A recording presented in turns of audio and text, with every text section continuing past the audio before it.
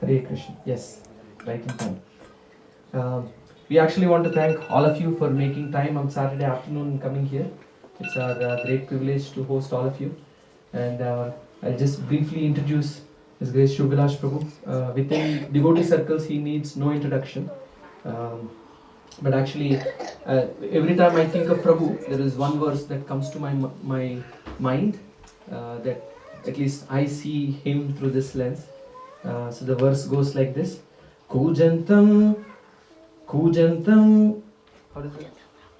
Kujantam Rama Rameti Madhuram Madhurakshakam Aksharam Aruhya Kavita Shakham Vande Valmiki Kokilam. I remember the last part, Vande Valmiki Kokilam. So just as this verse says, there is a tree of poetry, and there is a kokila, there is a nightingale sitting on the tree, and it is sweetly singing the names of Rama, and that is Valmiki actually, and we are offering obeisances to Valmiki. So just as Valmiki wrote Ramayana and Tulsidas later wrote Ramcharitmanas, for the modern day, for all of us, at least I never read Valmiki Ramayana, or I'm sure some of you might have heard Tulsidas Ramcharitmanas, but I never heard or read either of them. So my only introduction, or at least the deeper sweetness of Rama, is introduced to us by His Grace Shubha Prabhu. So thank you very much, Prabhu, for taking this as your life mission. So Prabhuji he lived as a brahmachari, as a monk for 11 years. So that's the usual Vedic tradition. He perfected some of the formulas there, and to reach out to wider audience, he has been traveling. He is a visiting faculty at many prestigious business management schools in India, including the Indian Institute of Management, IIMS. He has also been a great speaker, guest speaker at some international educational institutes such as MIT Boston, Dresden University Germany, WITS Johannesburg. I haven't heard about many of these, but I realized when I searched online, they are actually very, very popular names in these countries. And at many corporates as well. He regularly speaks at Google, Microsoft, Amazon, Samsung at their US headquarters. He's actually the president of ISKCON Goa, with a community of almost 2,500 devotees there. And so I have some old data that said he has inspired close to more than 500,000. This is about 6 years ago. By now, I'm sure this has reached 1 million people through his books and his talks. And his magnum opus, hopefully we'll get to see those books, is called Rama and the Game of Life. It's a must read for kids and adults alike. It's an amazing book. You'll really appreciate and get deeper into, we all know the theme of Ramayana, but it's like Ramayana that you have never heard before, and so sweet. And the main focus of his work is the application of scriptural wisdom in day-to-day living and addressing the needs of everyone through thought-provoking seminars. So he expertly and effortlessly draws lessons from Ramayana, Mahabharata and Puranas. I also want to take this opportunity to request Prabhuji, if possible at the end, if you can kindly speak about those books and maybe give us a taste of highlighting what each book covers. I think it will be very beneficial for all of us. So we will chant one Hare Krishna Maha Mantra to welcome Prabhuji. Hare Krishna, Hare Krishna, Krishna Krishna, Hare Hare, Hare Rama, Rama Rama, Hare Hare. Some of you may have heard the title. It's related to Hanuman chalisa and adventures of Hanuman and what we can learn from Hanuman. So, Hare Krishna. Hare Krishna. Hare Krishna. Jaya Radha Madhava Kunja Bihari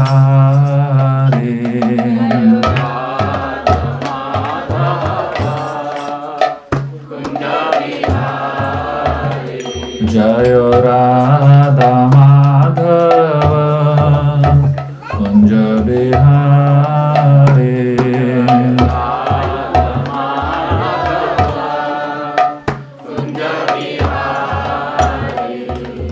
Gopi Jana Vallabha गिरिवरधारे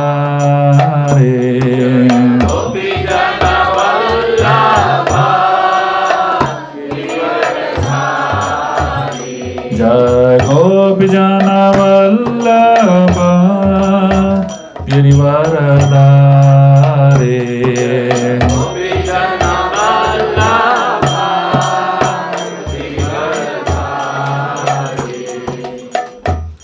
Yashodanandan Vraj जनरंजन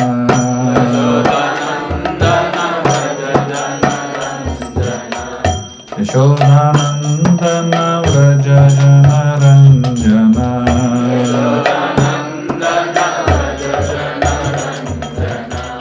यमुना तीर वनचार्ये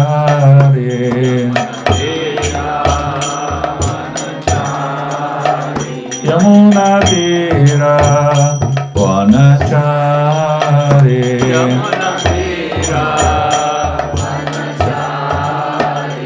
जय राधा माधव कुंज बिहारी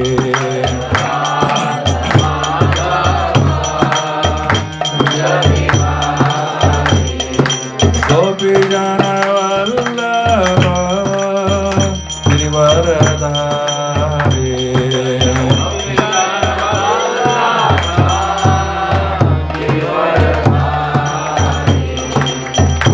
यशोदानंदन व्रज जनरंजन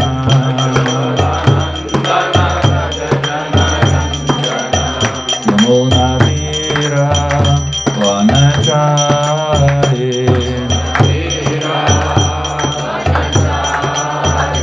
जय राधा माधव कुंज बिहारी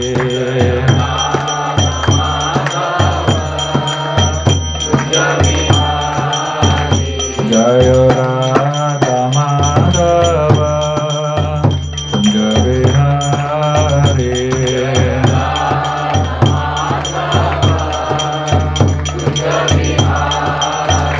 जय राधा माधव राधा माधव राधे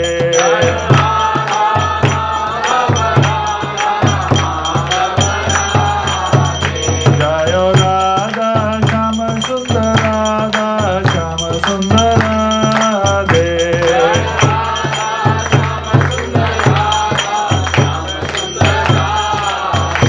जय सीताराम जय लक्ष्मण हनुमान सीताराम जय लक्ष्मण हनुमान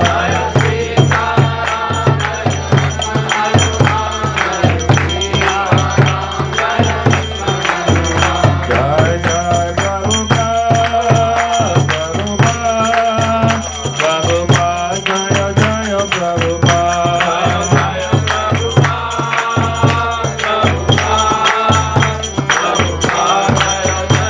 नित्य गौर हरि बोल हरि बोल हरि बोल नित्य गौर हरि बोल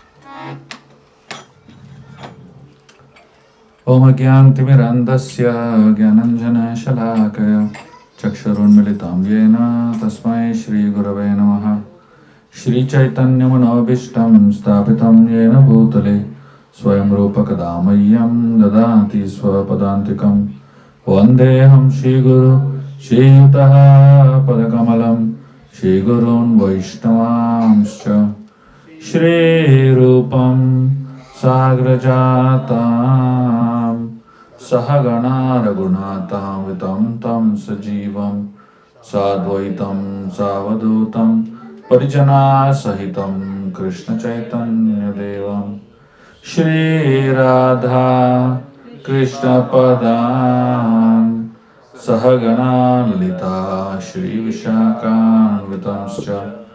हे कृष्ण करुणा सिन्धु दीनबन्धु जगत्पते गोपेश गोपिका कान्त राधा कान्त नमोस्तुते तप्त कांचन गौरांगी राधे वृंदावनेश्वरी वृषभानुसुते देवी प्रणमामि हरिप्रिये वंशकल्पतरुभ्यश्च कृपा सिन्धुभ्येव च पतितानां पावनेभ्यो वैष्णवेभ्यो नमो नमः। जय श्री कृष्ण चैतन्य प्रभु नित्यानंद श्री अद्वैत गदाधर श्रीवासादि गौर भक्तवृंद। हरे कृष्णा कृष्णा कृष्णा हरे हरे, हरे राम राम राम हरे हरे। हरे Krishna.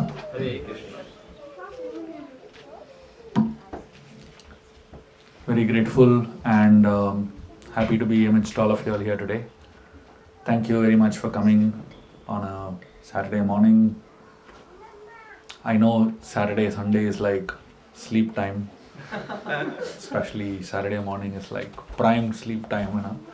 So you'll have sacrificed that and come here. It's really commendable. So I'm going to ensure that you all experience something amazing and it'll be worth sacrificing sleep for.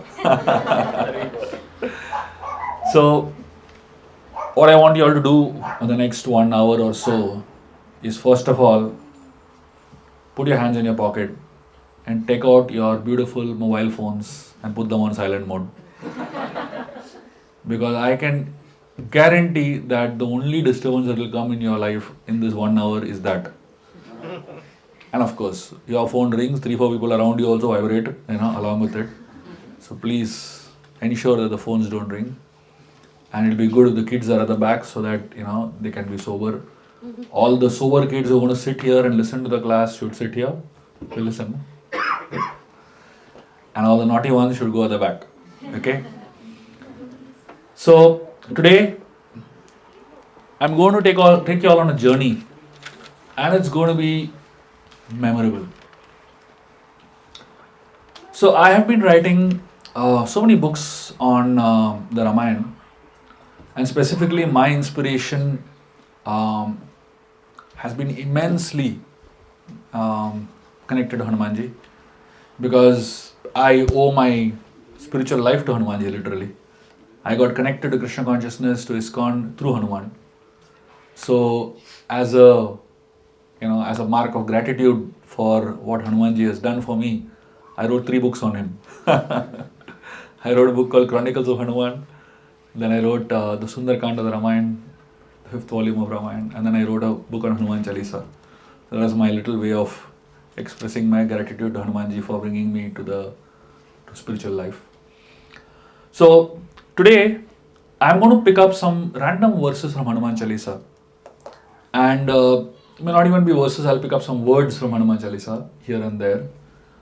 And I'll try to help you all understand some inner meanings of Hanuman Chalisa through these verses. Okay? I'm sure, how many of you all here have chanted the Hanuman Chalisa or regularly chant Hanuman Chalisa? Put up your hand. Almost everyone. That's good. So you have the context of Hanuman Chalisa already. And now what I'm going to share with you all will make you all understand that so far you have been doing Hanuman Chalisa very ritualistically, very mechanically, and very upper level, superficially. I'm going to help you all get into a meditative mode of looking at Hanuman Chalisa. So what we're going to do today in the next 1 hour or so is going to be a super meditation on Hanuman Chalisa. And this kind of meditative mood is what really will make your Hanuman Chalisa worth it. It will actually make that recitation, chanting of Hanuman Chalisa really a devotional service. When you do this in this way, it will actually help you connect with Hanumanji more, and through Hanumanji it will help you connect with Lord Ram more. So that's the mood and the goal with which we're going to be discussing today. All of you are ready for it? Yes. Okay, good. So we'll begin with a very interesting verse of Hanuman Chalisa, where Tulsidas ji is saying, Vidyavan Gune ati chatur. So what is the meaning of this word, Gune ati chatur? So the word chatur comes from the word chatur, means very intelligent. And vidyavan means knowledgeable, somebody who has immense knowledge. And the word, so here, this is talking about one specific quality of Hanumanji, which means that he is not just knowledgeable, but he is also wise. See, there's a big difference between knowledge and wisdom. There are many people who are knowledgeable. Not necessarily everybody who is knowledgeable is also wise. Wisdom is application of knowledge, basically. And I'm going to tell you a story of Hanumanji, how Hanumanji is not only knowledgeable, but he also knows how to apply that knowledge.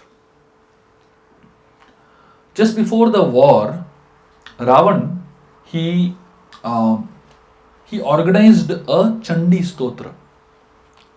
And Chandi Stotra is a very, very powerful type of recital which makes the person who is organizing it literally immortal. So Ravan, he thought that by doing this Chandi Stotra, he'll become immortal, literally. So Lord Ram came to know about this Chandi Stotra through Vibhishan. And Lord Ram called Hanumanji. He told Hanuman, do anything but stop the Chandi Stotra. Hanuman loves such open-ended instructions, which don't have any conditions, which don't have any rules associated with it. So Hanuman went into Lanka. He transformed himself into a bumblebee, into a very tiny form. And he, went into Lanka to find out where the Chandi Stotra was going on. And as he was traveling around Lanka, he found a particular room where it was sealed from all directions. But somehow Hanuman got into the room. And he saw that was the arena where the Chandi Stotra was going on.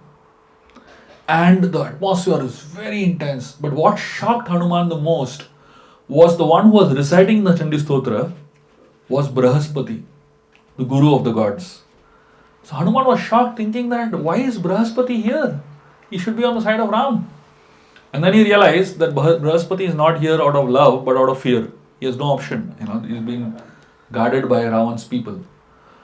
So Hanumanji wanted to stop Brahaspati from chanting the Chandi Stotra. So what he did was, in the form of the little bumblebee, he came and sat on the palm leaves that Brahaspati was holding, chanting the Chandi Stotra. And Hanumanji, using his legs, he wiped out few of the verses of the Chandi Stotra on the palm leaf. But he noticed Brahaspati is not even looking into it. He is reciting from memory, And Hanumanji thought, I have to do something to stop him. So what Hanumanji did was, he was on that palm leaf in the form of this bumblebee. He suddenly changed his form into a very ghastly looking, dangerous looking ghost. And suddenly from the palm leaf, he just pops out, For 1 second, he just pops out like a ghost and then disappears. Brahaspati freaks out. Imagine you're reading a book and from inside the book something comes out, Brahaspati gets so scared. He drops it, starts running around screaming, And nobody around, the guards, they don't even know what happened, basically. Because it happened inside that palm leaf, And Brahaspati completely forgot all the verses and Chandi Stotra, It happens, right? In fear, before exams, you forget everything. You become blank slate, And Ravan realized now Brahaspati is useless. But Ravan had a backup plan. And the backup plan was a group of Brahmanas who were also experts in Chandi Stotra. So Ravan called the group of Brahmanas to come now. And Hanumanji transformed himself into a young Brahmana and he went into the group. And he started walking along with them. So these older Brahmanas were there and this young enthusiastic Brahmana, he went and started telling everyone, I want to serve you, And they, see, anybody who does voluntary free service, people are happy only, right? So, they took him along. And he was so good in everything he did. He literally did everything they wanted. And they were pleased with him like anything. So the Brahmanas asked Hanumanji, if you tell us what you want, we'll give you anything you ask for. And he said, I don't want anything for myself. I want for my master Ravan. They said, what should we do? He said, when you finish the Chandi Stotra, the last verse of the Chandi Stotra, it ends by saying, Devi Chamunde Hita Karini. Instead of using the word Karini, you use the word Harini. Just replace the word Ka by the word Her. That's all. Don't do anything else. Everything else is fine. They said, okay, fine. And he said, if you do that, Ravan's power will increase by hundreds and thousands of times. So they were very happy. They said, that's what we want. So he chanted like that. And when they said that, Goddess Chandi, instead of being pleased with Ravan, she got so angry with Ravan, she destroyed everything. And the whole Chandi Stotra became a big failure. Hanuman then returned back, happy that he succeeded. See, most of us love information. We love information, especially in today's world. Everything is on your phone. WhatsApp is the biggest university in the world.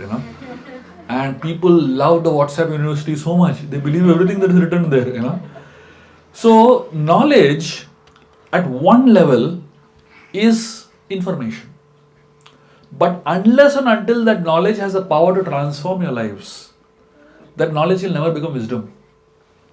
So most people acquire theoretical knowledge. But people like Hanumanji not only know the theory, but they know the practical application of the theory. Unfortunately, most people get stuck at the theory level only and they don't reach the practical application level. Right? So Chatur means intelligence, the ability to transform that knowledge into application, into wisdom. Many years back, one of our devotees was distributing Bhagavad Gita on the streets in Mumbai. And as he was distributing Gita on the streets, he met one man. And this man was very angry at him. He said, how dare you all sell Bhagavad Gita? 80 rupees. He said, how dare you sell Bhagavad Gita? Krishna gave Arjun Bhagavad Gita free. How come you are selling it? This devotee was thinking, how do you reply to this guy? And suddenly something hit him, and he gave a very interesting answer. He said, Krishna gave Bhagavad Gita to Arjun in Kurukshetra. And we're selling it in Bombay. 80 rupees is transportation charge. This guy was so stunned. He didn't know what to do. He bought the Gita. So whatever knowledge we acquire in our life, we have to learn to use that knowledge. And that's when it becomes wisdom. So if you study the scriptures, that's not enough. You need to learn how that scripture can be actually beneficial to you in your life. How you can apply the knowledge of the scriptures in your life. And that's what makes you Chatur. There's a very beautiful verse in the Hanuman chalisa which describes Hanumanji's form. Kanana Kundala Kunchita Kesha. So I'm going to describe some of the aspects of Hanumanji which you probably may not have heard. So the word Kundala, it refers to the earrings. The word Kanchana refers to the effulgence of Hanumanji. And Kesha refers to the hair, the beautiful curly hairs of Hanumanji. So I'm going to concentrate on these three words, okay? And I'll try to help you understand these three words with the help of stories. When Hanumanji was in the womb of Mother Anjana, Vali, he came to know through Narad Muni that a very powerful Vanar is going to be born. And Vali became very insecure because he was the most powerful at that point in time, but he knew very soon there's going to be someone who's more powerful than him, born through Anjana and Keshari. The nature of an insecure person is that an insecure person cannot handle competition. They don't have the ability to handle competition. They break down when they see competition. The nature of secure person is that for them competition doesn't disturb them. It excites them. It makes them more inspired. So Vali, he decided, before the child is born, I'll kill the child. So he's sent for Mother Anjana a soup, saying that this is very good for her pregnancy. It will help her health. But the soup was not an ordinary soup. It was a liquid amalgamation of 5 metals. And it is said, if any pregnant woman drinks this combination of these 5 metals, surely they will have an abortion. Surely the child will die. So Anjana, without knowing what it was and without knowing the intention of Vali, she drank it.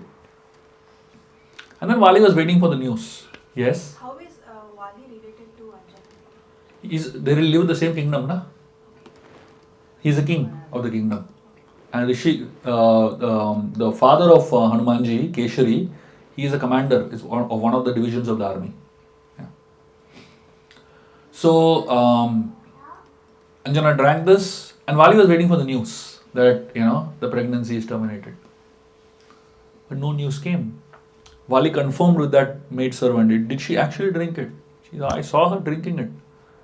He waited for a day, nothing happened. He waited for a few days, nothing happened. And then one day he gets the news that the baby is born. So he is like shocked. How is it even possible that the child can be born in spite of drinking that combination of 5 metals? He ran there to see. And when he saw the baby, he got the shock of his life. Because the baby was born with a earring that is made up of those 5 metals. So that kundal of Hanumanji is... So the thing was supposed to kill him, decorated him, basically. So why is the kundal of Hanumanji described in the Hanuman chalisa? The kundala refers to a decoration on the ears. The kanana kundal. So why is specifically this ornament referred to? The reason is because the most important ornament that a human being is supposed to wear in his ears is supposed to be Harikatha. So when we hear the holy names of the Lord, when we hear Harikatha, we hear stories of the Lord, that is a decoration that we are supposed to be really interested in.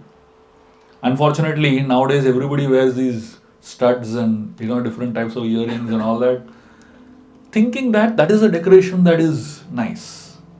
But actually, according to the scriptures, that's not the decoration that we should be interested in. Our ears should be decorated with the holy names. Our ears should be decorated with Harikatha, Harikirtan. That's the decoration that makes the ears very beautiful. So Hanumanji, when you're saying that he is wearing kundala, on one level it refers to this kundal that is made of this amalgamation of the 5 metals. But on another level, it refers to his desire to hear the holy names and his desire to hear Harikatha, which is the real decoration for Hanumanji. Hanumanji doesn't really care for ordinary decorations like that. Another very interesting verse. So this section of Kunchita Kesha, let me talk about the hair of Hanumanji. One time there was a sage, very, very powerful sage. And this sage was a very interesting type of sage. He was a half deer, half man. His below part was deer and above part was man. But the sage was a very violent type of sage. Very, very powerful. The Pandavas wanted this sage to attend the Rajasuya Yagya of Yudhishthira Maharaj. They told the sage, can you please attend the Rajasuya Yagya of Yudhishthira? The sage said yes on one condition. The condition is that someone has to bring me there.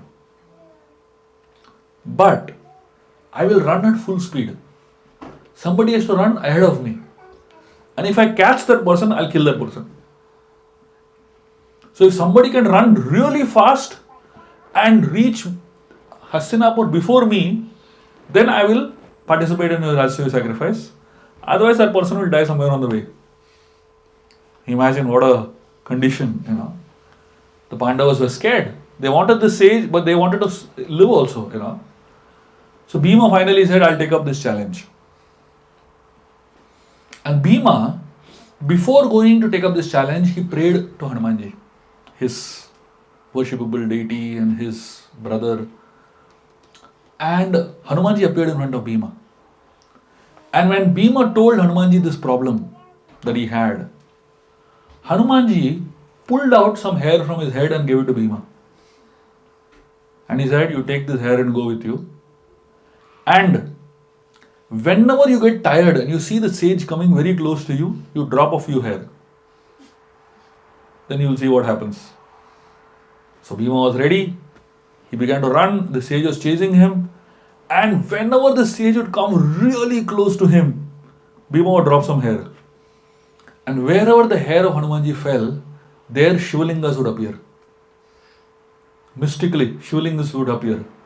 And the sage, he would have to stop and worship all the Shivalingas and then run, By the time Bhima would have run a long distance, So like this, exactly, Bhima had that much hair that it helped him reach exactly in the borders of Hastinapur. And he was about to jump into Hastinapur, and the sage caught his legs. And, Bhima thought he is dead now. But half the body of Bhima fell ahead, So now there was a whole big Dharma Sankat, whether Bhima crossed or didn't cross, And then Yudhishthira Maharaj was brought. And the sage told Yudhishthira, I trust you and your judgment. If you say Bhima crossed, then I'll let him live. But if you say Bhima didn't cross, then I'll kill him. You decide whether he crossed or didn't cross. Yudhishthira Maharaj thought for one moment. And he said, I am not saying this because he is a brother. I am saying it because I am a king who is dharmic. He said, Bhima crossed. And he said, if you want to know whether a person has actually reached somewhere, it is not by the leg that you decide, but by the head that you decide. The head is the most important part of a person's body. The head crossed, so he crossed.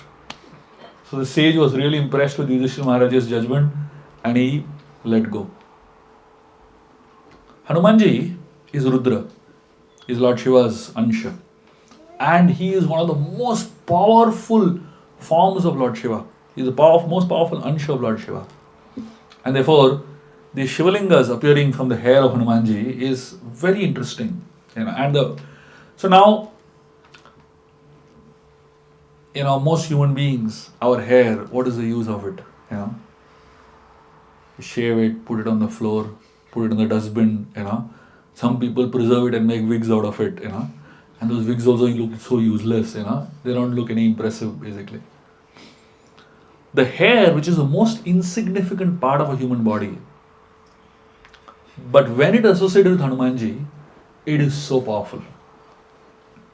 So every part of Hanumanji's body, every limb of Hanumanji's body is super empowered. And it's super powerful. So when we look at Hanumanji's form, when we meditate on Hanumanji's form, let us think from the point of view of how this person is such a powerful combination of two elements. The interesting part is Hanumanji has the Shakti of Lord Shiva, he has the energy of Lord Shiva, but he has a devotion towards Lord Hari. And he's the integration, He's an integration of both. I mean, most people in this world, if they are Shiva Bhaktas, they somehow don't connect with Vishnu, and they are Vishnu Bhaktas, they somehow don't connect with Shiva. In Hinduism, if you see, there is so much of controversy and confusion, Everybody says, my God is the best, and everybody says, my culture is the best.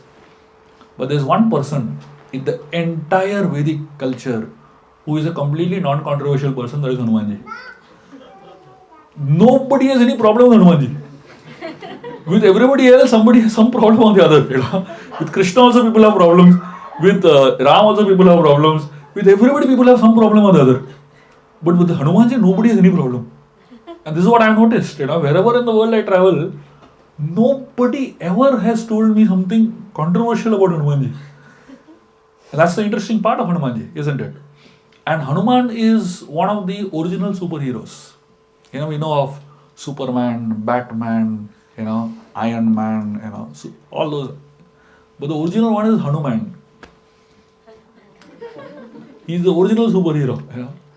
And the most amazing part of Hanumanji is people love him so much that Hanumanji has reached the White House. I don't know if you all know about it. Barack Obama used to carry a small deity of Hanumanji in his pocket. All through his term as the president, he had Hanumanji in his pocket. Of course, I don't know whether he knows that it is Hanumanji, but he definitely had that deity, or somebody gave him Hanuman's deity. And he kept that little deity with him throughout his term in the White House. So you can imagine where all he reaches, where nobody can reach, Hanumanji reaches, basically.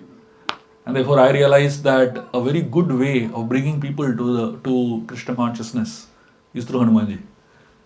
And from the time I started writing books on Hanumanji and started speaking on Hanuman chalisa, the kind of people that have come to my classes, I did a course, a 21-week course on Hanuman chalisa. The kind of people that have attended my classes, they are not people that would have ever come to the Hare Krishna movement in their lives. They would have never come to any ISKCON program in their life. But somehow, Hanumanji, that's it. They are sold out. And when they hear Hanumanji's pastimes, when they hear the glories of Hanuman chalisa, then suddenly they become interested in Gita.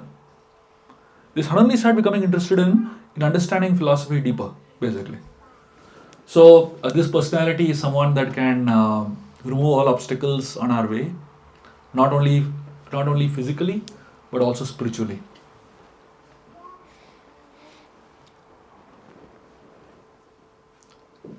One of the very beautiful verses of Hanuman Chalisa is this verse. It says, Rama kaja karibeko atur, Prabhu charitra sunibeko rasiya, Rama lakhan sita manabas. So I'm going to share something on this word Ramakaj. When all the Vanaras were leaving Ayodhya, so after the whole coronation got over, Lord Ram comes to all the Vanaras and tells them that I want all of you to go back to Kishkinda and go there and do Ramkaj. So the Vanaras are very confused. What is the meaning of Ramkaj? Ramkaj means service to Lord Ram. So the Vanaras are thinking, how can we do Ramkaj in Kishkinda? If we live in Ayodhya, we'll do Ramkaj. But if we go to Kishkinda, we'll end up doing Kamkaj, isn't it? We'll end up doing normal work. Ram said, no. You go to Kishkinda and do Ramkaj. So the Vanaras are confused. They said, how? He said, till you met me, all of you all were doing Kamkaj. You're doing normal stuff. But the moment you met me and you surrendered your life to me, from that moment onwards, everything you do is for me. Your family belongs to me. Your houses belong to me. Your kingdom belongs to me. And therefore, whatever you do over there is service to me only. So he told all of them, go back and do Ramkaj. So all the Vanaras left from there, except two of them. Angad and Hanumanji remained back. Angad turned to Lord Ram and told Ram that, my dear Lord, I don't want to go back to Kishkinda. I don't have any family over there. And he said, I'll stay in Ayodhya and you please give me any menial service. I'll do any menial service you want. Ram, he told him you should definitely go back to Kishkinda. So Angad was surprised. So he didn't realize why Ram is telling him to go back, in spite of him requesting. Ram, he realized, Angad doesn't want to stay in Ayodhya out of love for Ram, but he wants to stay in Ayodhya out of fear of Sugriv. He's scared that if he goes back to Kishkinda, Sugriv will harass him. Because now Sugriv is a new king, isn't it? And Sugriv hated Vali. So Angad felt that Sugriv will also, take revenge on me. He will treat me very badly. That's why he didn't want to go back. He said, I have no family there. What is the meaning of no family? He was fearful, basically. But Ram realized that fear is unfounded. Because Sugriv is a genuinely nice person. And he will actually take good care of Angad. So once Angad reaches there, he'll forget that fear and he'll be fine. And the second reason why Ram wanted him to go back was because this person, he said, I will do any menial service.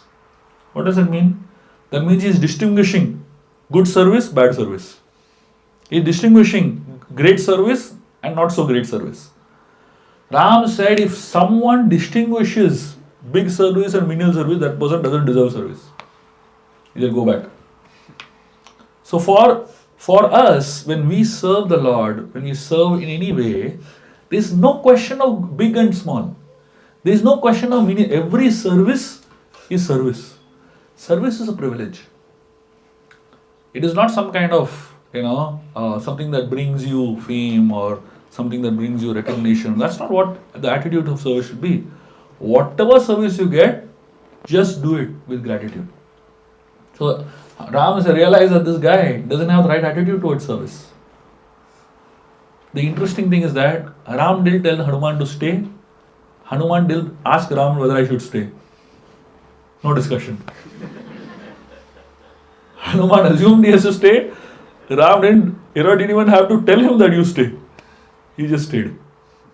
Because the reality is that Ram cannot exist without Hanuman and Hanuman cannot exist without Ram. If you come and attend Hanuman Katha, you will fall in love with Ram. And you attend Ram Katha, you will fall in love with Hanumanji. There is an interconnection. You cannot separate the two.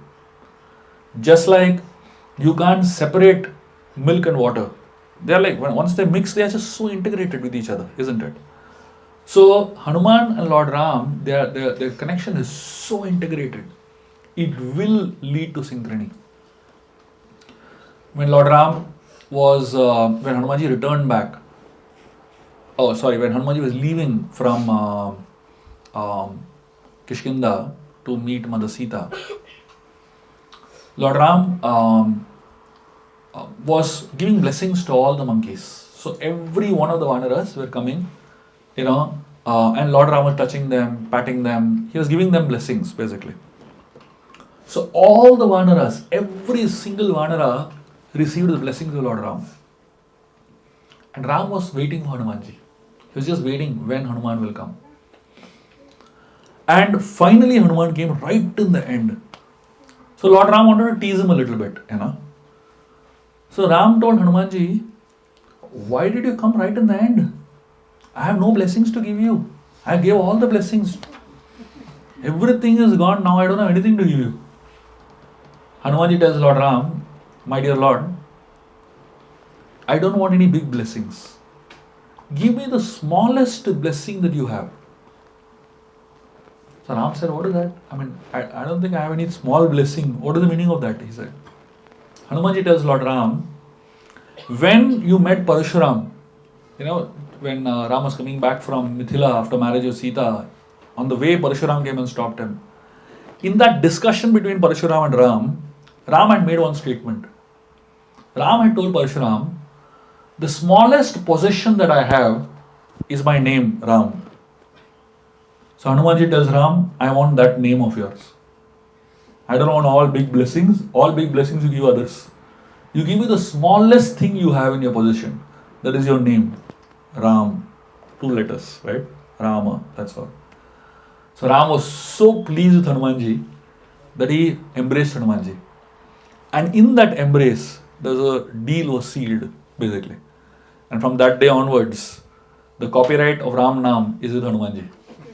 So if anybody chants Ram Naam, we're kind of in a contract with Hanumanji. Because it's his property. Ram Naam belongs to Hanumanji from that point onwards.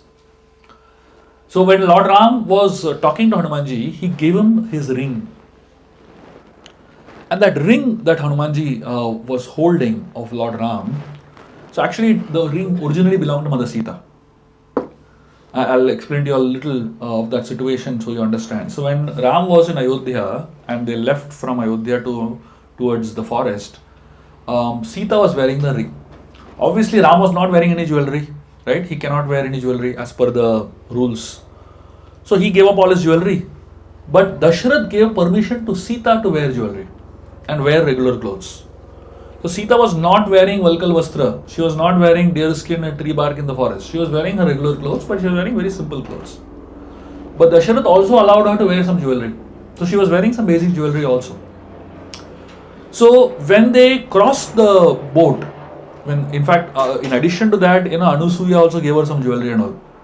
So finally, when they were crossing the river Ganga with a boat, the boatman helped Ram and Sita cross. So Ram was so grateful to the boatman, he wanted to give him something.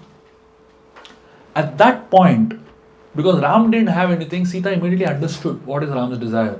She removed that ring and gave it to Ram. Her ring.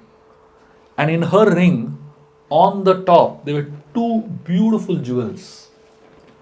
And on these two jewels was written the two letters, Rama. She was wearing that, remembering the name of Ram constantly. She gave that jewel to Ram to give it to the boatman. So Lord Ram offered that jewel to the boatman, saying that, this is for what you have done for us. The boatman refused to take that ring. He said, my dear Ram, don't give me the ring now. He said, when I die and I need to cross the ocean of birth and death, you take me across. That's the payment I want back. So the boatman didn't take the ring. Because if he take the ring, then the transaction is over, right? So he purposely didn't take the ring. So now the ring remained with Ram. Ideally, what Ram should have done? He should have given the ring back to Sita, right? But you know what Ram did? He wore it. At that point, Sita was wondering, why did he wear it? Usually, her ring, he should give it back to her, right? And especially women are attached to their jewelry, And Ram wore the ring on his fingers. And in the middle of Vanvas, how can Ram wear the ring in the middle of Vanvas? So the reason, of course, Sita didn't understand at that point in time, but much later she understood when Hanumanji got the ring. So that ring, Ram gave it to Hanumanji to carry with him as a symbol of that he is Ram's messenger. So when Hanumanji was carrying the Ram ring, the ring that had the Ram Naam on it, he was thinking, where should I keep it? Now obviously, there was no zipper jackets and all that time, So he didn't have any bags or anything like that, Where would he keep the ring? He wanted to keep it safely. So he thought maybe he should tie it on his dhoti, but he was not sure. It might fall off, He thought he might tie it on his thread, Brahman thread. Even that might fall off. That might break during a fight. So he can't hold it in his hand because he needs his hands. So Hanuman thought a lot where to keep the ring. Finally, he got the idea. When he saw that what was written on it? Ram Naam. He said, the ring should be where the holy name of Ram belongs. And where does it belong? In our mouth. So Hanumanji kept the ring in his mouth. Because that's where Ram Naam always belongs, isn't it? You cannot keep it anywhere else. The only place Ram Naam should be kept is in the mouth. And the moment Hanumanji put that ring in his mouth, his entire body became effulgent.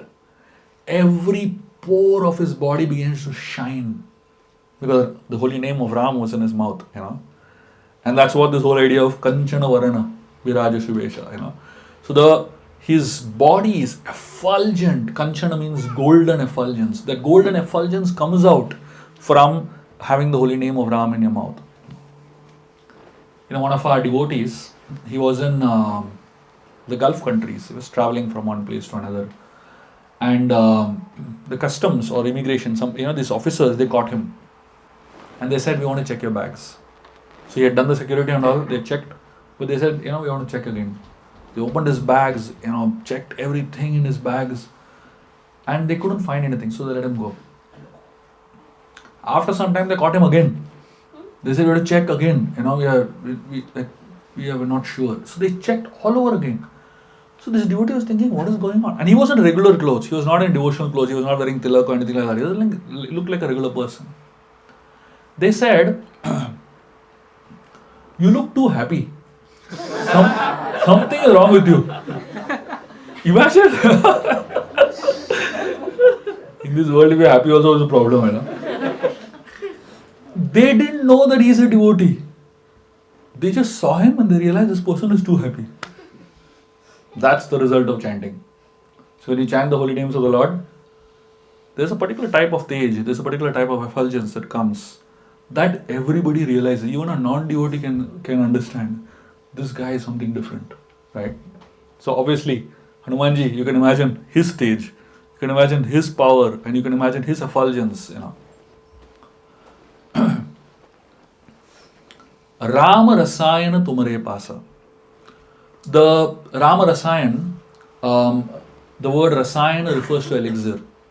The word Rasayan also refers to something that gives you life. And as I said, the holy name of Ram belongs to Hanumanji, and Hanuman is so inspired by the holy names of Ram. Let me tell you a very interesting story of Hanumanji and his connection with Ram.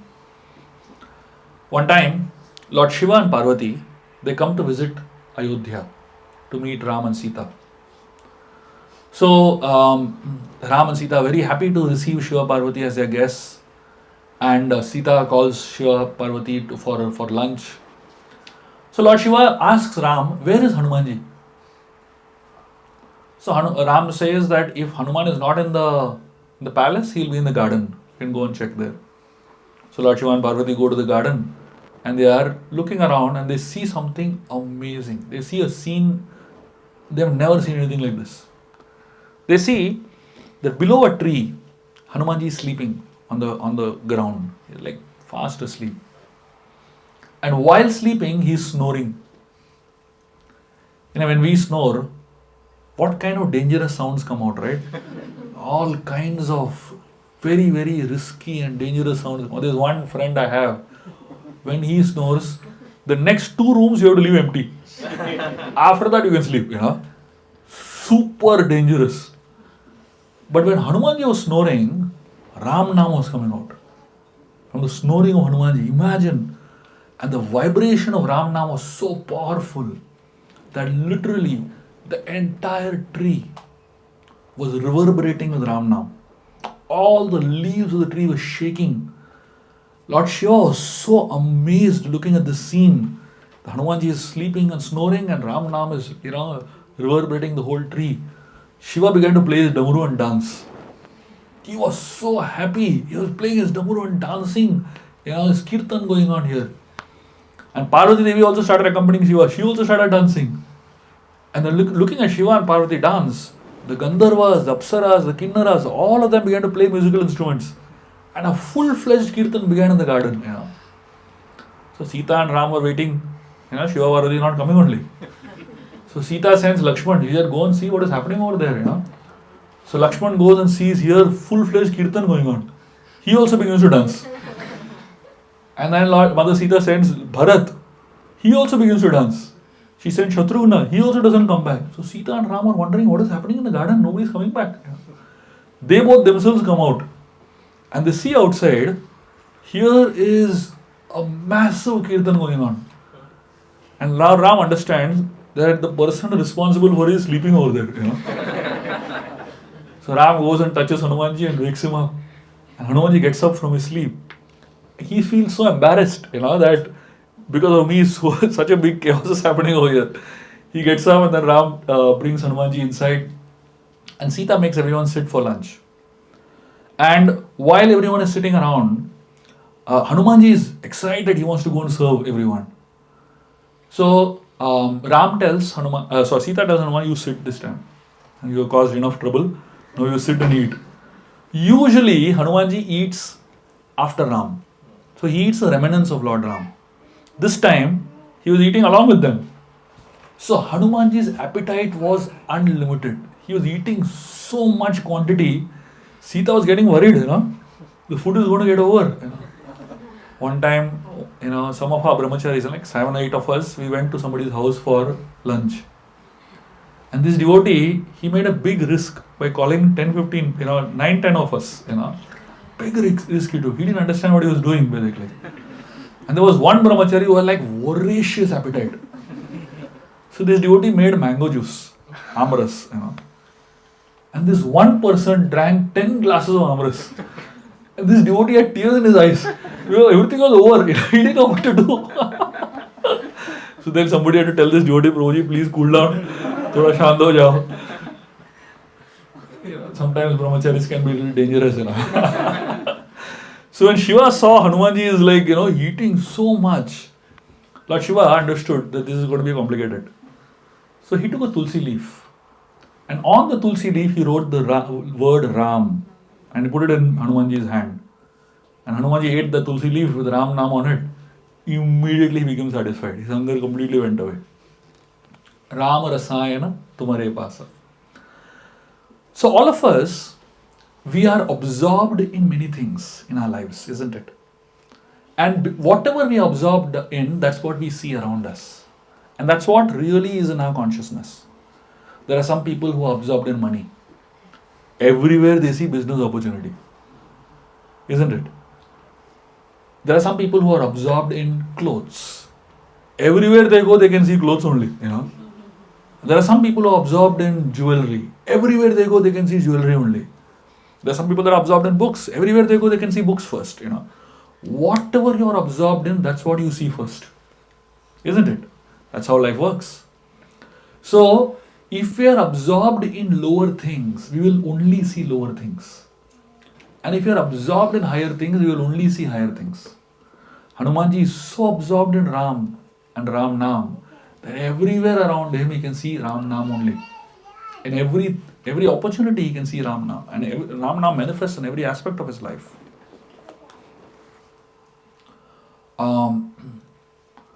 So, one time, Hanuman and Lakshman are standing next to each other. And this is the time when Hanuman gets back the news, from Lanka. And Ram is so impressed and happy with Hanumanji. Ram tells Hanuman, I love you twice as much as Lakshman. Lakshman is standing there only. So Ram looks at Lakshman and he asks him, did you feel bad that I said like that, Lakshman looks at Ram and he says, not at all. In fact, what you said is perfect. He said, Hanuman is a much greater, better devotee than me. So Ram said, how? He said, Lakshman says, that my original service in the spiritual world, Lakshman, his original form is Sheshnag, right? He is the original Sheshnag. And the role of Sheshnag is to carry the Lord on him, on his body, right? Sheshnag carries, it's like the bed of Lord Ram. So, of course, this bed is a very interesting bed. For those of you who don't know about beds, let me explain something. Sheshnag is the most comfortable bed in the universe. And if you want to know how, let me explain. Most beds, if you lie down on it, for a considerable duration of time, you start having back problems, right? Either you get backache or you get back sores, Vishnu is lying on the snake bed forever. Imagine what problems he'll have with bed, But Vishnu doesn't have any of those problems with the bed. You know why? Because that bed is a very interesting bed. It's a living bed. It's a breathing bed, basically. So what happens is, the Sheshnag, Ram is lying on it, the body of Sheshnag contracts, expands. Contracts, expands. It creates air between, So Ram's, below Ram's body also there is air passing. So he is pretty well ventilated. And more than that, Sheshnag has those 1,000 heads and is looking at Ram, right? So what Sheshnag does is, when Vishnu is sleeping, I don't know if you have experienced in your childhood, grandmothers and mothers, when a baby is sleeping, to make the baby sleep faster, they blow into the eyes of the baby, So when they blow into the eyes, the baby's eyes flutter and it goes to sleep faster. So Sheshnag does that for Ram, for the Lord. He's blowing into the eyes of the Lord and he gets Yoga Nidra, Anyway, so Lakshman is Sheshnag in the spiritual world. He is carrying Ram. So Lakshman tells Ram, I carry you in the spiritual world, but Hanuman is so great, he carries me and you together. He's double greater. And then Lakshman says, I served Sita for 25 years. But after 25 years also, Sita doubted my character. When that golden deer came, Sita doubted Lakshman's character, when he was not going to help Lord Ram. So Lakshman says, after 25 years, Sita still doubted my character. And Hanumanji met her for 3 minutes, she had full trust in him. What I couldn't do in 25 years, Hanuman did in few minutes. So he's much greater than me. So Ram looked at Hanumanji and he asked him, what do you think? So he said, my dear Lord, what you said is perfect. But what you said actually shows that you love Lakshman more than me. Ram said, how is that? I said, I love you twice as Lakshman. So how are you saying that I love Lakshman more than you? Hanumanji said, usually when we say I love someone, you say, I love you more than my life. You said, I love you more than Lakshman. That means Lakshman is your life. And I am not your life.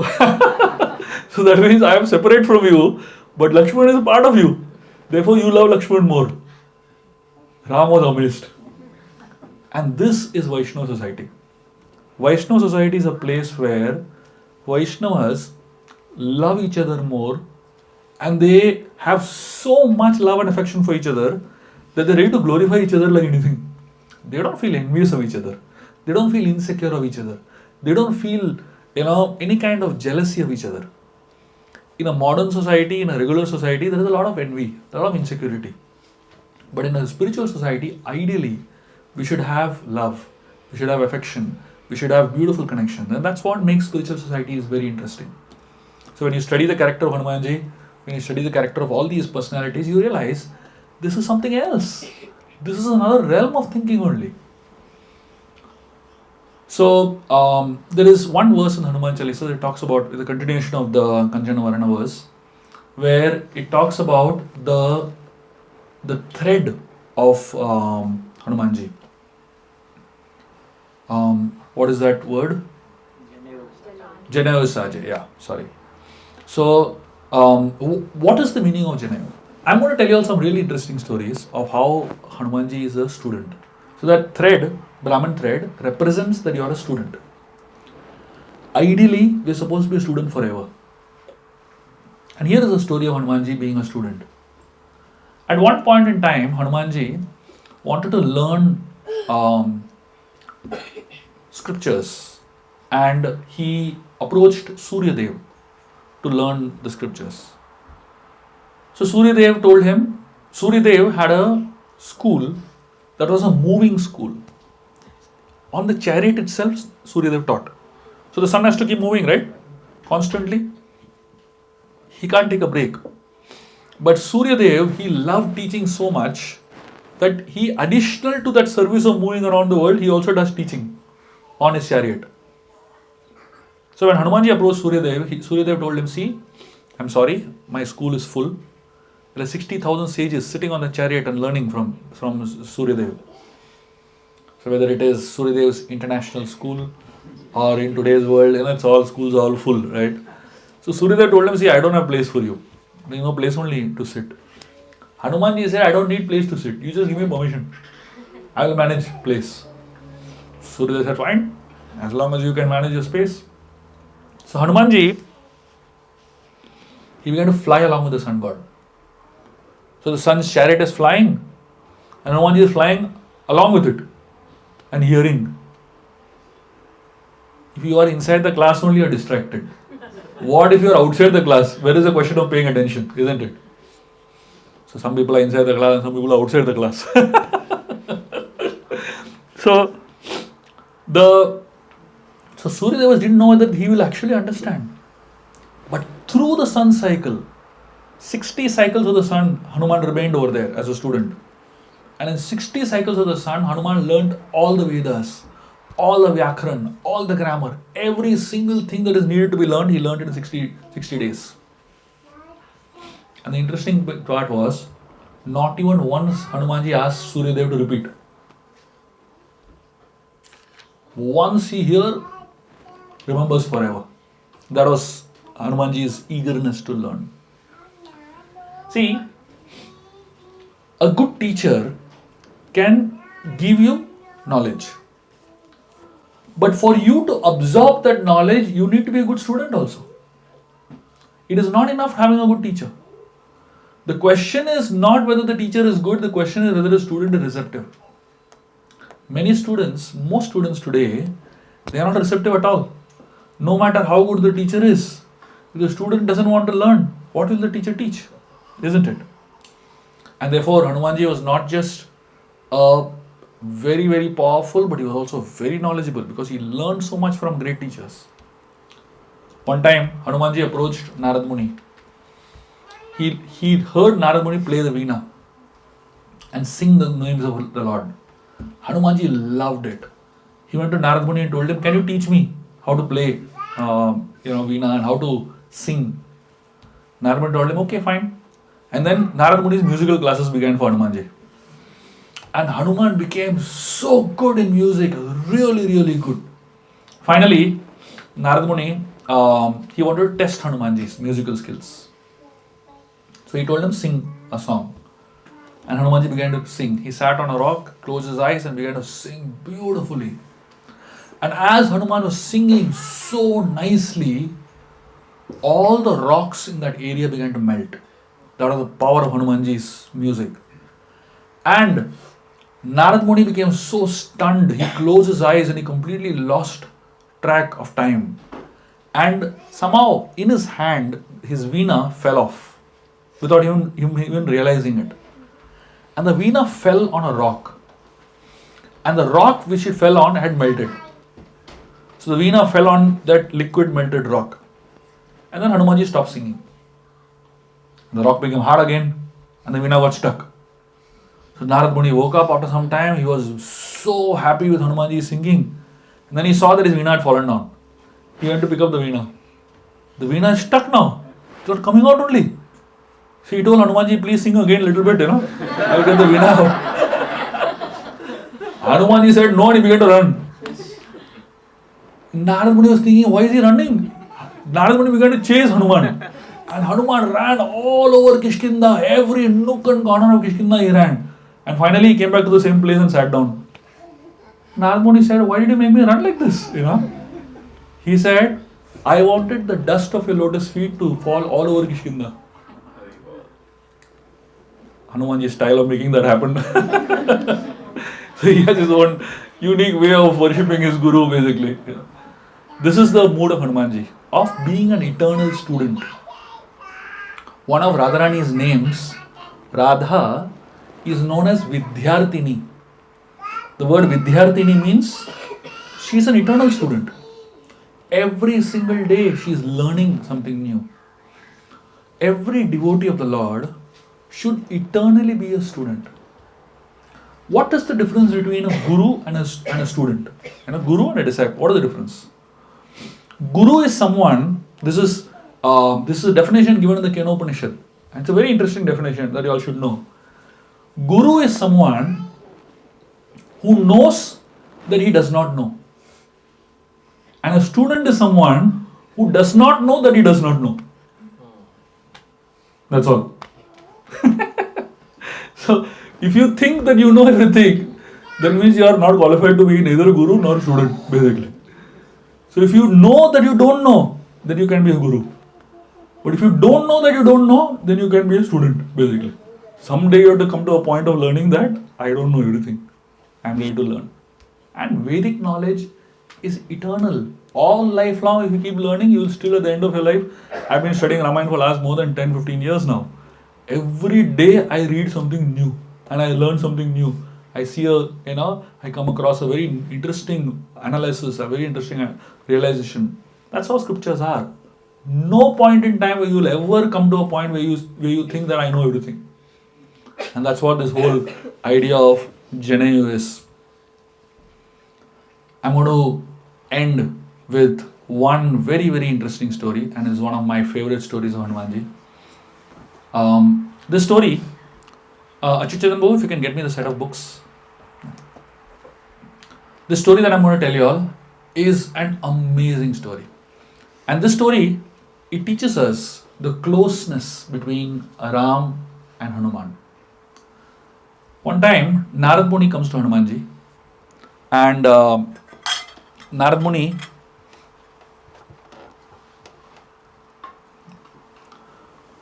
comes to Hanumanji and he asks him, "You are such a great devotee of Ram. Do you know who is the favorite devotee of Ram?" Narad Muni asks Hanumanji like this. Hanumanji looks at him and tells him, "Why should I know? Go and ask Ram. He has a diary in which all the names of devotees are there. You will see there." Yeah. So Narad Muni was surprised. He said, "I never knew such a diary exists." He said, "Go and ask Ram." So Narad Muni runs to Lord Ram and he asks him, "My dear Lord, do you have a diary of all the names of your devotees?" Ram pointed out, there's a huge diary there. So Narad Muni runs, opens the diary, and he starts reading all the names. And he is so amazed to see his name is top in the list. First name Narada. He becomes so happy. He reads the whole diary and he is shocked to see Hanuman's name is not there only in the diary. So he goes back to Hanumanji and tells him, "Hey, you are such a great devotee, how come your name is not there only in the diary?" Hanuman looks at him and tells him, "Have you seen the small diary of Ram?" Narad Muni gets even more shocked. He goes, "Acha, this is a small diary." He said, "Go and ask Ram." So Narad Muni goes running to Lord Ram and he asks him, "My dear Lord, do you have a small diary also?" So Ram, from near his heart, he takes out this small diary and gives it to Narad Muni. And Narad Muni opens the diary. First name is Hanuman. And in that diary, his name is not there. So Narad Muni gets really confused. He asks Ram, "What is this? Big diary and small diary. Some names are here, some names are not here." So Ram tells him the understanding. He says the big diary contains the names of all those devotees who constantly remember me. And the small diary contains the names of all those devotees whom I constantly remember. So, of course, our names are neither in this big diary or small diary. But the goal of life is someday to reach the small diary of Ram. That means look at how special Hanumanji is. Look at how much Ram loves him that he remembers him. See, it is very easy for us to remember God. But what would it take for God to remember us? What kind of actions and what kind of thoughts and what kind of mindset and what kind of lifestyle, what kind of consciousness we should have that God wants to remember us.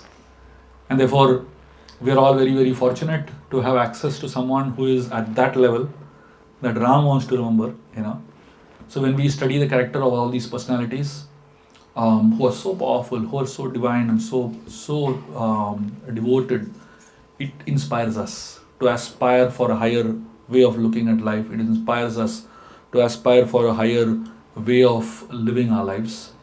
And that aspiration is what drives us ahead. I am very, very grateful and honored to be with all of you all today. I hope this session on Hanuman Chalisa has inspired you all to go and study the Ramayana more deeper, go and explore your connections with Hanumanji more deeper. Thank you very much. Hare Krishna.